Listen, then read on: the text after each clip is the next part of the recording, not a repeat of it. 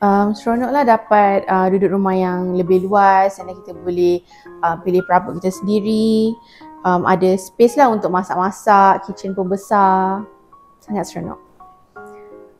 Jadi kita berdua suka natural. So bila kita duduk kat rumah, kita nak rasa tenang, tak nak rasa overwhelming, macam over the top punya design.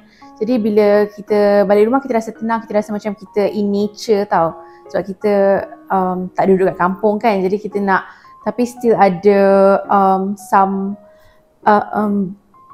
nature vibes dekat rumah. Rumah ni Rasa macam lebih happy lah sebab dapat finally dapat, sebab kita dah beli rumah ni lama, and finally dapat duduk rumah sendirilah and tak perlu duduk dekat hotel lagi lah sebab husband saya kerja hotel. So sebelum ni kita duduk dekat hotel. Kucing saya, satu masalah dia is bulu dia lah memang banyak sebab kucing saya 5 ekor Persian. Jadi memang hari-hari kena vacuum.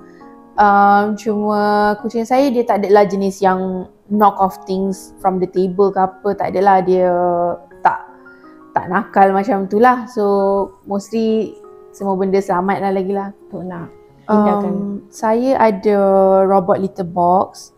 So jadi saya rasa dia sangat membantulah menghilangkan bau kucing sebab saya pakai juga dia punya diffuser dia and pasir kucing yang sesuai lah, tofu litter yang sesuai, jadi kurang bau kucing.